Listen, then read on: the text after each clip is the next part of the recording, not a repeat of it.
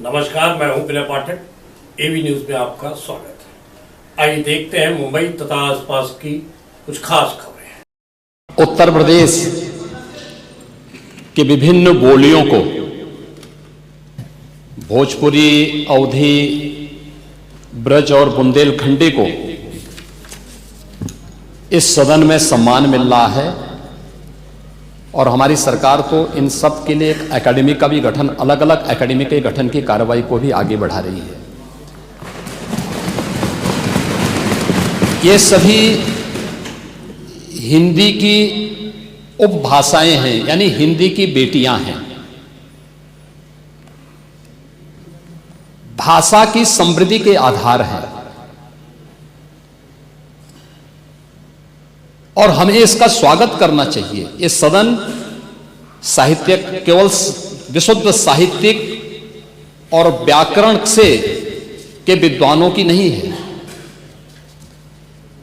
आम जन का प्रतिनिधित्व करने वाले माननीय सदस्य समाज के विभिन्न तबके से आए हैं। अंतिम पायदान पर बैठे हुए व्यक्ति की आवाज को भी इस सदन में मुखरता मिले, इसके लिए अगर किसी को हिंदी में वह धारा प्रवाह नहीं बोल सकता तो उसको भोजपुरी में भी अपनी बात को रखने का अधिकार मिलना चाहिए। अवधी में, ब्रज में या बुंदेलखंडी में उसको रखने का अधिकार मिलना चाहिए। ये कौन सी बात हो गई कि भोजपुरी में ना बोले, अवधी में ना बोले, इसका विरोध अंग्रेजी का, बुंदेलखंडी में ना बोले और उर्दू की आप वकालत कर रहे हैं। ये बड़ी विचित्र बात है।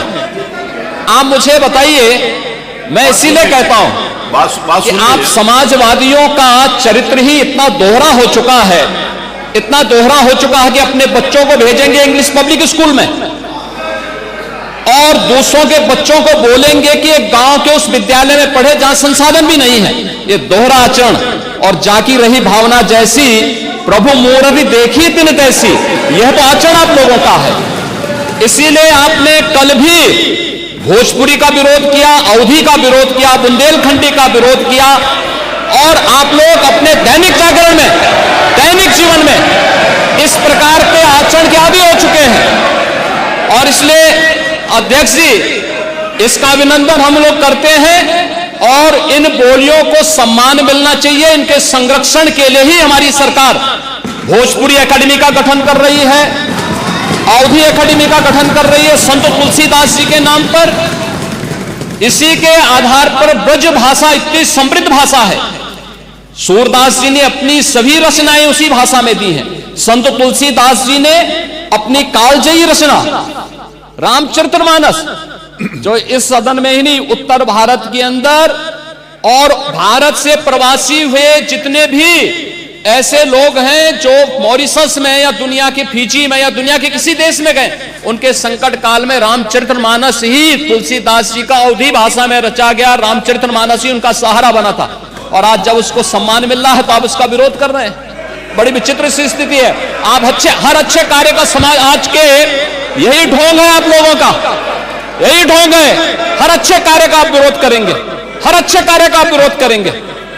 हर अच्छा कार्य जो प्रदेश के हित में है, देश के हित में है, आप उसका विरोध करेंगे।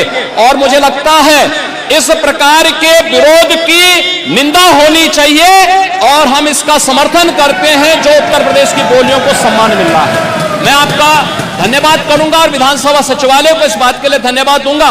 कल हम लोगों ने यहां पे इसका शुभारंभ किया, समाजवादी पार्टी ने उसका विरोध किया है और मुझे लगता है कि प्रोसीडिंग का हिस्सा होना चाहिए। इनको समाज के सामने एक्सपोज करना चाहिए। अपने बच्चों को ये लोग पढ़ाएंगे इंग्लिश स्कूलों में और दूसरे के बच्चे के लिए अगर वो सुविधा सरकार देना चाहते हो, कहते नहीं उर्दू पढ़ाओ इसको, यानी उसको मौलवी बनाना चाहते हैं, कठपुल्ला पर जोड़ते इसको ले जाना चाहते हैं। ये नहीं चल सकता है। एवी न्यूज में अभी तक की खबरों का सफर करते हैं समाप्त।